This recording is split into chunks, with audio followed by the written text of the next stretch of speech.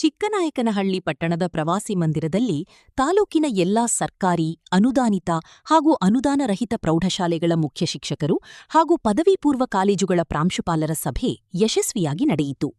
ಈ ಸಂದರ್ಭದಲ್ಲಿ ರೈತರು ಹಾಗೂ ಸಾರ್ವಜನಿಕರ ಸಮಸ್ಯೆಗಳಿಗೆ ಸ್ಪಂದಿಸುವ ಉದ್ದೇಶದಿಂದ ಪ್ರತಿ ಸೋಮವಾರ ನಾಮಿತವಾಗಿ ಜನಸಂಪರ್ಕ ಸಭೆಗಳನ್ನು ನಡೆಸುತ್ತಾ 100 ವಾರಗಳ ನಿರಂತರ ಸೇವೆ ಸಲ್ಲಿಸಿರುವುದು ಗಮನಾರ್ಹ ಸಾಧನೆಯಾಗಿದೆ. ಈ ಸೇವೆಗೆ ಮಾನ್ಯತೆ ದೊರೆತು ಇಂಡಿಯಾ ಬುಕ್ ಆಫ್ ರೆಕಾರ್ಡ್ಸ್ನಲ್ಲಿ ದಾಖಲಾಗಿರುವುದು ತಾಲೂಕಿನ ಗೌರವವನ್ನು ಮತ್ತಷ್ಟು ಹೆಚ್ಚಿಸಿದೆ. ಈ ಸಾಧನೆ ಸಾರ್ವಜನಿಕ ಸೇವೆಯ ಮೇಲಿನ ಬದ್ಧತೆ ಹಾಗೂ ಜನಪರ ಆಡಳಿತದ ಪ್ರತೀಕವಾಗಿದ್ದು, ಮುಂದಿನ ದಿನಗಳಲ್ಲಿಯೂ ಇದೇ ರೀತಿಯ ಜನಹಿತ ಕಾರ್ಯಗಳು ಮುಂದುವರಿಯಲಿ ಎಂಬ ಆಶಯ ವ್ಯಕ್ತಪಡಿಸಲಾಯಿತು. ನಮ್ಮ ಕ್ಷೇತ್ರಕ್ಕೆ ಅಪಾರ ಗೌರವ ತಂದ ಈ ಸಾಧನೆಗೆ ನಿರಂತರ ಸಹಕಾರ ನೀಡಿದ ತಿಪಟೂರು ಉಪವಿಭಾಗಾಧಿಕಾರಿಗಳಾದ ಸಪ್ತಶ್ರೀರವರು, ತಹಶೀಲ್ದಾರ್ ಸೇರಿದಂತೆ ಎಲ್ಲ ಅಧಿಕಾರಿಗಳಿಗೆ ಅಭಿನಂದನೆಗಳನ್ನು ತಿಳಿಸಲಾಯಿತು. ಈ ಸಭೆಯಲ್ಲಿ ತಾಲೂಕಿನ ಎಲ್ಲಾ ಪ್ರೌಢಶಾಲೆಗಳ ಮುಖ್ಯ ಶಿಕ್ಷಕರು ಹಾಗೂ ಪದವಿ ಪೂರ್ವ ಕಾಲೇಜುಗಳ ಪ್ರಾಂಶುಪಾಲರು ಭಾಗವಹಿಸಿದ್ದರು.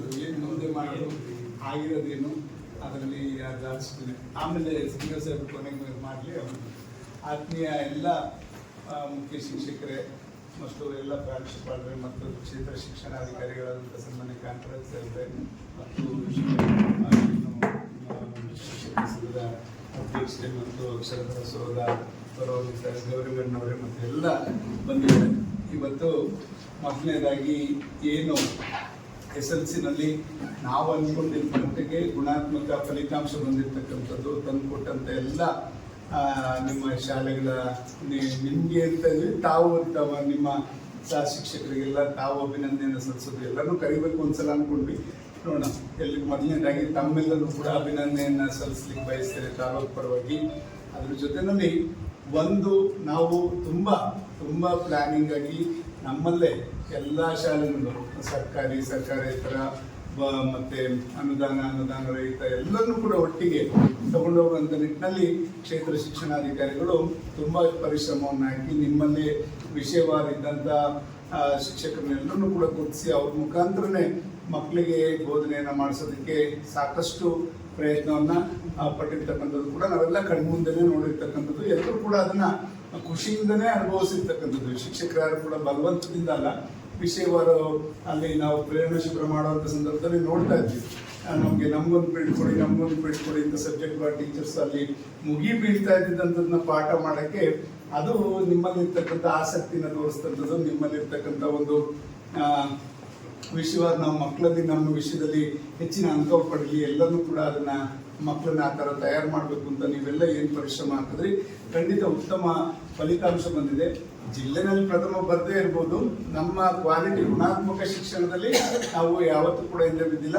ನಮ್ಮಲ್ಲೇನು ವಾಮ ಮಾರ್ಗ ಹಿಡಿದಿಲ್ಲ, ಎಲ್ಲರೂ ಕೂಡ ರಾಜಮಾರ್ಗದಲ್ಲೇ ನಮ್ಮಲ್ಲಿ ಫಲಿತಾಂಶ ಬರಲಿಕ್ಕೆ ಸಾಧ್ಯ ಆಗಿದೆ. ಅದರಲ್ಲಿ 19 ಶಾಲೆಗಳಲ್ಲಿ ಇವತ್ತು 100ಕ್ಕೆ 100ರಷ್ಟು ಫಲಿತಾಂಶ ಬಂದಿರತಕ್ಕಂಥದ್ದು, ಸರ್ಕಾರಿ ಶಾಲೆಗಳಲ್ಲೂ ಕೂಡ ಬಂದಿರತಕ್ಕಂಥದ್ದು, ಅದು ವಿಶೇಷವಾಗಿರ್ತಕ್ಕಂಥದ್ದನ್ನ ನಾವೆಲ್ಲರೂ ಕೂಡ ಗಮನಿಸಬೇಕಾಗ್ತದೆ. ಇವತ್ತು ಈ ಸೋಷಿಯಲ್ ಒಂದರಲ್ಲೇ ನಮಗೆ ಸುಮಾರು 39 ಜನ ಮಕ್ಕಳು ಅನುತ್ತೀರ್ಣರಾಗಿರ್ತಕ್ಕಂಥದ್ದನ್ನು ಕೂಡ ಗಮನಿಸಿದಾಗ ಈಗ ಅವ್ರೇನು ಮತ್ತೆ ಕಟ್ಕೊಳಕ್ಕೆ ಒಂದು ಅವಕಾಶ ಇದೆ, ಅದು ಖಂಡಿತ ಎಲ್ಲರೂ ಕೂಡ ಪಾಸ್ ಆಗ್ತಾರೆ ಅಂತಕ್ಕಂಥ ಭರವಸೆನೂ ಕೂಡ ಇದೆ. ಆದ್ರಿಂದ ಯಾರು ಕೂಡ ಧೈರ್ಯಗಳಿಲ್ಲ, ನಮ್ದೊಂದು ಟೀಮ್ ವರ್ಕ್ ಇದು.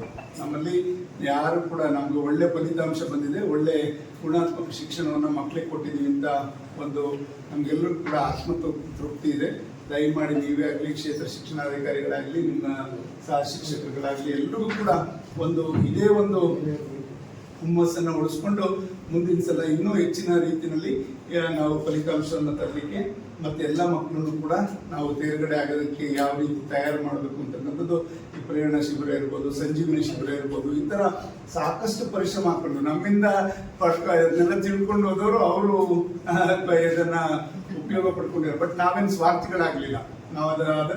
ನಾವು ನಾವೆಲ್ಲ ಒಂದ್ ಕಡೆ ಸಂಕುಚಿತ ಮನೋಭಾವನೂ ಇಲ್ಲ ನಮ್ಮಲ್ಲಿ, ವಿಶಾಲವಾದ ಮನೋಭಾವದಲ್ಲಿ ಯಾರು ಕೇಳ್ತಾರೆ ಅವ್ರಿಗೆಲ್ಲ ಕೊಡುವಂಥದ್ದು. ಅಲ್ಲೂ ಮಕ್ಕಳು ಓದ್ತಾ ಇರ್ತಾರೆ, ಅದರಿಂದ ಅವ್ರಿಗೂ ಕೂಡ ದೊಡ್ಡುವಂಥ ರೀತಿಯಲ್ಲಿ ಎಲ್ಲ ನಮ್ಮಲ್ಲಿ ಏನೇನು ತಯಾರಿ ಮಾಡ್ಕೊಂಡಿದ್ವು ಅದೆಲ್ಲನೂ ಕೂಡ ಅವ್ರಿಗೂ ಕೂಡ ಕೊಡುವಂಥದ್ದನ್ನ ಎಲ್ಲ ತಾಲೂಕಿನ ಮಧುಗಿರಿ ಎಲ್ಲ ಕಡೆಯವರು ಬಂದಿದ್ದಂಥದ್ದು ನಾವು ನೋಡಿದ್ವಿ. ಹಿಂದೆ ಜ್ಞಾನಪೀಠ ಶಾಲೆಯಲ್ಲಿ ಬಂದಂಥ ಸಂದರ್ಭದಲ್ಲಿ ಬೇರೆ ಬೇರೆ ತಾಲೂಕಿನವರೆಲ್ಲ ಬಂದು ಯಾವ ಥರ ನೀವು ಅಳವಡಿಸ್ಕೊಂಡಿದ್ದೀರ, ನಾವು ಕೂಡ ಅದನ್ನ ಅಳವಡಿಸ್ಕೊಳ್ಳೋಕ್ಕೆ ಏನೇನು ಮಾರ್ಗಗಳಿದೆ ಅಂತಕ್ಕಂಥದ್ದೆಲ್ಲ ಕೇಳಿದಂಥದ್ದು. ಆದ್ದರಿಂದ ಇವತ್ತು ಒಳ್ಳೆ ಫಲಿತಾಂಶ ಬಂದಿರೋದ್ರ ಜೊತೆಯಲ್ಲಿ ಮಕ್ಕಳು ಸುಮಾರು 36 ಜನ ಮಕ್ಕಳು 600ಕ್ಕಿಂತ ಹೆಚ್ಚು ಅಂಕವನ್ನು ಪಡೆದಿರ್ತಕ್ಕಂಥದ್ದು ಕೂಡ ನಾವು ನೋಡಿದ್ವಿ. ಅವ್ರ ಮನೆಗೆಲ್ಲ ಕೂಡ ನಾವು ಆ ಭಾಗದ ಶಿಕ್ಷಕರು, ಆ ಶಾಲೆ ಶಿಕ್ಷಕರು, ನಾವು BU ಅವರು ಮತ್ತೆ ಅಕ್ಷರ ದಾಸೋದರು ಮತ್ತೆ ಮುಖ್ಯ ಶಿಕ್ಷಕರ ಅಧ್ಯಕ್ಷರು ಎಲ್ಲರೂ ಕೂಡ ಹೋಗಿದ್ವಿ. ಖಂಡಿತ ಮಕ್ಕಳನ್ನು ಕೂಡ ಒಂದು ಒಳ್ಳೆ ಭಾವನೆ, ನಮಗೆ ಪ್ರೇರಣಾ ಶಿಬಿರ ತುಂಬಾ ಹೆಲ್ಪ್ ಆಯ್ತು ಅಂತಕ್ಕಂಥದ್ದು ಕೂಡ ಮಕ್ಕಳು ವ್ಯಕ್ತಪಡಿಸಿದಂಥದ್ದೆಲ್ಲ ನೋಡಿದಾಗ ಖಂಡಿತ ಈ ಒಂದು ಪರಿಪಾಠವನ್ನೇ ನಾವು ಮುಂದುವರಿಸ್ಕೊಂಡು ಹೋಗೋದು ಸೂಕ್ತ ಅನಿಸ್ತು ನಮಗೆ. ಅದರಿಂದ ಎಲ್ಲೂ ಕೂಡ ನಮಗೆ ಲೋಪ ಆಗಿಲ್ಲ. ಅದು ತುಂಬಾ ಮಕ್ಕಳಿಗೆ ಒಂದು ಉತ್ತೇಜನ ನೀಡಿದೆ. ಅವ್ರಿಗೆ ಕಲಿಕೆಗೆ ಇನ್ನೂ ಹೆಚ್ಚಿನ ಒಂದು ಪ್ರೋತ್ಸಾಹ ಜೊತೆಯಲ್ಲಿ ವಿಷಯಗಳು ತಿಳ್ಕೊಳ್ಳೋಕ್ಕೆ ಪ್ರೇರಣಾ ಶಿಬಿರ ತುಂಬಾ ಉತ್ತಮವಾದಂಥ ಕೆಲಸವನ್ನ ಕಾರ್ಯವನ್ನು ನಿರ್ವಹಿಸಿದೆ ಅಂತಕ್ಕಂಥದ್ದು ಮಕ್ಕಳಿಂದಲೇ ಕೂಡ ನಾವು ಕೇಳ್ಕೊಂಡ್ವಿ. ಆದ್ರಿಂದ ಅದನ್ನು ಕೂಡ ಮುಂದುವರಿಸ್ಕೊಂಡು ಹೋಗುವಂಥದ್ದು ಮಾಡೋಣ. ನಮಗೆ ಸಂಜೀವಿನಿ ಶಿಬಿರ ಯಾವಾಗ ಮಾಡಬೇಕಾಗ್ತದೆ ಅಂದರೆ ಫಸ್ಟ್ ಟೆಸ್ಟ್ಗಳೆಲ್ಲ ಆದಾಗ ಮಕ್ಕಳು ಎಲ್ಲೆಲ್ಲಿ ಯಾವ್ಯಾವ ಹಂತದಲ್ಲಿ ನಿಂತಿದ್ದಾರೆ ಅಂತಕ್ಕಂಥದ್ದು ABC ಕ್ಯಾಟಗರಿನಲ್ಲಿ ಎಲ್ಲಿ ನಿಂತಿದ್ದಾರೆ ನೋಡಿಕೊಂಡು ಅದ್ರ ಮೇಲೆ ಅದನ್ನ ಸಂಜೀವಿನಿ ಶಿಬಿರವನ್ನು ಮಾಡ್ತಕ್ಕಂಥದ್ದು. ಇನ್ನೇನಾದ್ರು ಹೊಸ ರೀತಿಯಲ್ಲಿ ನಾವು ಅಳವಡಿಸ್ಕೋಬೇಕಾ ಅಂತಕ್ಕಂಥದ್ದು, ಡ್ರಾಪ್ ಔಟ್ಸ್ ಇದ್ರೆ ಏನು ಮಾಡಬೇಕು ಎಲ್ಲ ನಾವು ಪರೀಕ್ಷೆ ಕೂತಂಥವ್ರೆಲ್ಲರೂ ಕೂಡ ಯಾವ ರೀತಿ ಈಗ ಒಂದೆರಡು ಗೊಂದಲಗಳು ಕೂಡ ಆಯಿತು. ಪರೀಕ್ಷೆ ನಡೆಯುವಂಥ ಸಂದರ್ಭದಲ್ಲಿ ಹಿಂದಿಯನ್ನ ತೆಗಿತಕ್ಕಂಥದ್ದು, ಮಕ್ಕಳಿಗೆ ಇನ್ನೊಂದು ಸ್ವಲ್ಪ ಬೇರೆ ವಿಷಯಕ್ಕೆ ಕಾನ್ಸಂಟ್ರೇಟ್ ಮಾಡ್ತಾ ಇದ್ರೇನೋ ಅದು ಮಧ್ಯದಲ್ಲಿ ಅವರು ಸರ್ಕಾರ ತಗೊಂಡಂಥ ತೀರ್ಮಾನ ಅದು ಸೂಕ್ತ ಅಲ್ಲ, ಮೊದಲೇ ಮಾಡಬೇಕಿತ್ತು, ಇಲ್ಲ ಆಮೇಲೆ ಆದ್ರೂ ಮಾಡಿದ್ರೆ ಸರಿ ಇರ್ತಿತ್ತೇನೋ ಅನ್ನೋದು ಅದೊಂದು ಸ್ವಲ್ಪ ಆಯ್ತು ಅಷ್ಟೇ. ಬಿಟ್ರೆ ಇನ್ನ ಬೇರೆ ರೀತಿ ಯಾವುದೇ ಒಂದು ನಮಗೆ ಅಳಕಿಲ್ದ ರೀತಿಯಲ್ಲಿ ಎಲ್ಲ ಸೆಂಟ್ರಲ್ಲೂ ಕೂಡ ಮಕ್ಕಳು ಉತ್ತಮ ರೀತಿಯಲ್ಲಿ ಯಾರನ್ನೂ ಕೂಡ ಬೇರೆಯವರ ಅವಲಂಬಿತ ಇಲ್ಲದ ರೀತಿಯಲ್ಲಿ ಅವರೇ ಅದನ್ನ ನೀವು ಕಲಿಸಿದಂಥ ವಿದ್ಯೆನ ದಾರಿ ಎರೆದಿದ್ದೀವಿ, ದಾರಿ ಎರೆದಿದ್ರಿ ಅದನ್ನೆಲ್ಲದನ್ನು ಕೂಡ 3 ಗಂಟೆಗಳಲ್ಲಿ ಬಿಡಿಸುವಂಥ ಕೆಲಸ ಮಕ್ಕಳು ಉತ್ತಮ ರೀತಿಯಲ್ಲಿ ಮಾಡಿರ್ತಕ್ಕಂಥದ್ದು ನಮಗೆಲ್ಲರಿಗೂ ಕೂಡ ಒಂದು ಖುಷಿ ತಂದಿದೆ. ಅದರಿಂದ ತಾವೆಲ್ಲ ಅದೇ ಒಂದು ಆತ್ಮಸ್ಥೈರ್ಯದಲ್ಲಿ ಮುಂದಿನ ವರ್ಷ ನಾವು ಇನ್ನೂ ಹೆಚ್ಚಿನ ರೀತಿಯಲ್ಲಿ ಫಲಿತಾಂಶ ಕೊಡೋಕ್ಕೆ ಒಂದು ನಮಗೆ ನೋಡಿದಂಥ ಸಂದರ್ಭದಲ್ಲಿ ನಮ್ಮವೆಲ್ಲ ಪೇಪರ್ಸು ಉಡುಪಿ ಆ ಕಡೆ ಹೋಗುತ್ತೆ ಅನ್ನೋದು ಒಂದು, ನಮಗೆ ವ್ಯಾಲ್ಯೂಯೇಷನ್ಗೆ ಆ ಕಡೆ ಹೋದಾಗ ಅವರೆಲ್ಲೋ ಒಂದು ಕಡೆ ಸ್ಟ್ರಿಕ್ಟ್ ವ್ಯಾಲ್ಯೂಯೇಷನ್ ಮಾಡ್ತಾರೆ. ಆ ಸಂದರ್ಭದಲ್ಲಿ ಎಲ್ಲೋ ಒಂದು ಕಡೆ ಅರ್ಧ ಮಾರ್ಕ್ಸ್ ಮತ್ತೊಂದು ಕಟ್ ಮಾಡಿದಾಗ ಒಂದು ಕೆಲವು ವ್ಯತ್ಯಾಸಗಳಾಗ್ತದೆ. ಈ ಕಡೆಯಲ್ಲಿ ನೀವೆಲ್ಲ ಧಾರಾಡ್ತಾರ ಬಂದಾಗ ಏನೋ ಮಕ್ಕಳಿಗೆ ಕೊಟ್ಬಿಡ್ತೀರಾ, ಆ ಕಡೆಯವರೆಲ್ಲ 70% ರಿಸಲ್ಟ್ ತಗೋತಾರೆ. ಅದು ಆ ಥರನೂ ಕೂಡ ಕೆಲವು ಕಡೆ ಆಗಿದೆ ಅನ್ನೋದು ಕೂಡ ಅನುಭವ ಆಯಿತು.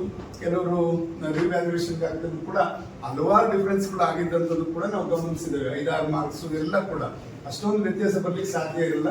ಬಟ್ ಆ ಥರ ಎಲ್ಲ ವ್ಯಾಲ್ಯೂಯೇಷನ್ ಮಾಡಿರ್ತಕ್ಕಂಥದ್ದು ಕೂಡ ನಮ್ಗೆ ಗಮನಕ್ಕೆ ಬಂದಿರತಕ್ಕಂಥದ್ದು ನಾವು ಅವರೆಲ್ಲ ಕೂಡ ಅದನ್ನ ಪರಿಶೀಲನೆ ಮಾಡಿದ್ದೇವೆ. ಖಂಡಿತ ನಮ್ಮ ವೃತ್ತಿಗೆ ಧಕ್ಕೆ ಬರದ ರೀತಿಯಲ್ಲಿ ಎಲ್ಲ ಶಿಕ್ಷಕರು ಕೂಡ ನಡ್ಕೊಳ್ತಾ ಇರ್ತಕ್ಕಂಥದ್ದನ್ನ ನಾವು ನೋಡಿದ್ದೇವೆ. ಒಂದು ಕಾಂತರಾಜ್ ಸಾಹೇಬರು ಬಂದ್ಮೇಲೆ ನೀವೆಲ್ಲರೂ ಕೂಡ ನಿಮ್ಮಲ್ಲೇ ಅಡಗಿರ್ತಕ್ಕಂಥ ಒಂದು ಪ್ರತಿಭೆನ ಹೊರ ಹಾಕ್ಲಿಕ್ಕೆ ಒಂದು ಒಳ್ಳೆ ಅವಕಾಶನ, ಅವರು ಮುಕ್ತವಾದ ಅವಕಾಶನ ನಿಮ್ಮೆಲ್ಲರಿಗೂ ಕೂಡ ಸಬ್ಜೆಕ್ಟ್ ವಾರ್ ಟೀಚರ್ಸ್ಗೆ ಒದಗಿಸ್ಕೊಟ್ಟಿದ್ದಾರೆ. ನಿಮ್ಮಲ್ಲೇ ಶಕ್ತಿ ಇದೆ, ನೀವೇ ಬೇರೆ ಹೊರಗಡೆ ರಿಸೋರ್ಸ್ ಪರ್ಸನ್ಸ್ ಬೇಡ. ನಮ್ಮ ತಾಲೂಕಿನ ಯಾವುದೇ ಇದಾಗ್ಬೋದು, ಸಂಸ್ಥೆ ಸರ್ಕಾರ, ಸರ್ಕಾರೇತರ, ಅನುದಾನೇತರ 4 ಭಾಗಗಳೇನಿದೆ ಎಲ್ಲದರಲ್ಲೂ ಇರ್ತಕ್ಕಂಥ ಸಬ್ಜೆಕ್ಟ್ ವಾರ್ ಟೀಚರ್ಸ್ನ ಇವತ್ತು ಗುರುತಿಸಿ ಅವ್ರ ಮುಖಾಂತರ ಇವತ್ತು ಉತ್ತಮ ರೀತಿಯಲ್ಲಿ ಇವರೆಲ್ಲ ರಮೇಶ್ ಮಾಸ್ಟರ್ ಕೆಲವರೆಲ್ಲ ಇದ್ದಾರೆ, ಇವರೆಲ್ಲ ಕೂತ್ಕೊಂಡು ಸಾಕಷ್ಟು ಪರಿಶ್ರಮ ಹಾಕಿರ್ತಕ್ಕಂಥದ್ದು ನಾವು ಎಲ್ಲಾರ ನೋಡಿದ್ದೇವೆ. ಖಂಡಿತ ಬೇರೆ ಬೇರೆ ಪ್ರೈವೇಟ್ ಕಾಲೇಜಲ್ಲಿ ಇದ್ದವರೆಲ್ಲ ಬಂದು ಸ್ಕೂಲಲ್ಲಿ ಇದ್ದವರೆಲ್ಲ ಸರ್ಕಾರಿ ಸ್ಕೂಲಿಗೆ ಸೇರಿರ್ತಕ್ಕಂಥದ್ದು ಮಾಡಿರ್ತಕ್ಕಂಥದ್ದೆಲ್ಲ ನೋಡಿದ್ದೇವೆ.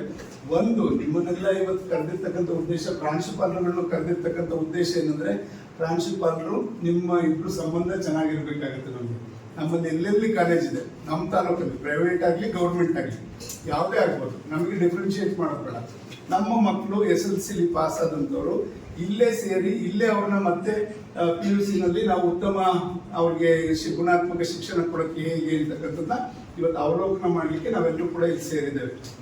ವಿಷಯಗಳು ನಮ್ಮ ತಾಲೂಕಿನಲ್ಲಿ ಇರ್ತಕ್ಕಂಥ ಸಂಸ್ಥೆಗಳು, ಅದು ಸರ್ಕಾರದಾಗಲಿ ಸರ್ಕಾರೇತರ ಆಗಲಿ ಅನುದಾನೇತರ ಕಾಲೇಜುಗಳಲ್ಲಿ ಇಲ್ಲೇ ಸೇರಿ ಮಕ್ಕಳ ಇಲ್ಲೇ ನಾವು ಒಳ್ಳೆ ರೀತಿಯಲ್ಲಿ ಪಾಠ ಮಾಡ್ಕೊಡ್ತೀವಿ ಅಂತಕ್ಕಂಥ ನಮ್ಮ ಪ್ರಿನ್ಸಿಪಲ್ಗಳು, ಈ ಕಾಲೇಜ್ ಪ್ರಿನ್ಸಿಪಲ್ಗಳು ಒಂದು ಭರವಸೆ ಕೊಟ್ಟರೆ ನಮ್ಮ ಮಕ್ಕಳನ್ನೆಲ್ಲ ಇಲ್ಲಿ ಸೇರಿಸಲಿಕ್ಕೆ ಸಾಧ್ಯ ಆಗ್ತದೆ. ನಾವೀಗಾಗಲೇ 34 ಜನ ಮಕ್ಕಳು ಮನೆಗೆ ನಾವೆಲ್ಲ ಓದಂಥ ಸಂದರ್ಭದಲ್ಲಿ 12 ಜನ ಮಕ್ಕಳು ಅಬೋವ್ 600 ತೆಗೆದಿರ್ತಕ್ಕಂಥವರೆಲ್ಲ ನಾವು ಇಲ್ಲೇ ಸೇರ್ಕೊತೀವಿ. ನಮ್ಗೆ ಒಳ್ಳೆ ಕ್ವಾಲಿಟಿ ಎಜುಕೇಶನ್ ಕೂಡ ಇಲ್ಲ. ನಿಮ್ಮ ಜೊತೆಗೆ ನಾವು ಕೂಡ ಸಮಾಜ ನಿಮ್ಮ ಜೊತೆ ಕೈ ಜೋಡಿಸ್ಕೊಂಡು ಯಾರ್ಯಾರು ಸೈನ್ಸಿಗೆ ಇರ್ತಾರೆ ಆ ಮಕ್ಕಳಿಗೆ ಫಸ್ಟ್ ಇಯರ್ PUC ಇಂದಲೇ ನಾವು CET ನೀಟ್ ಕೋಚಿಂಗ್ ಅನ್ನ ವಾರ ಕೊಡುವಂಥದ್ದನ್ನ ಹೋದ ವರ್ಷದಿಂದ ಶುರು ಮಾಡಿದೀವಿ. ಮುಂದುವರಿಸ್ಕೊಂಡು ಹೋಗುವಂಥ ಕೆಲಸ ನಾವು ಮಾಡ್ತೇವೆ.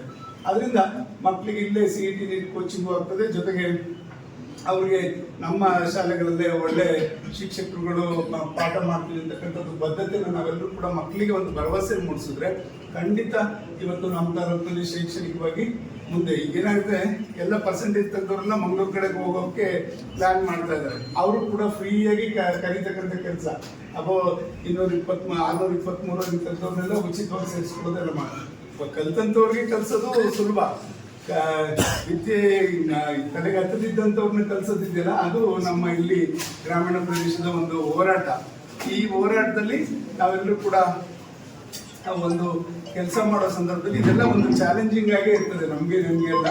ಆದ್ರಿಂದ ನಮ್ಮ ಮಕ್ಕಳನ್ನ ಯಾವ ರೀತಿ ಎಲ್ಲ ಮಕ್ಕಳನ್ನು ಕೂಡ ಶೈಕ್ಷಣಿಕವಾಗಿ ಗುಣಾತ್ಮಕ ಶಿಕ್ಷಣವನ್ನು ಕೊಡಲಿಕ್ಕೆ ನಾವು ಪ್ರಯತ್ನ ಮಾಡ್ಬೋದು. ಮತ್ತೆ ನಮ್ಮಲ್ಲೇ ಈಗ ನಮ್ಮ ಜೂನಿಯರ್ ಕಾಲೇಜು ಅಲ್ಲಿ ತುಂಬಾ ಚೆನ್ನಾಗಿತ್ತು ಹಿಂದೆ ಎಲ್ಲ.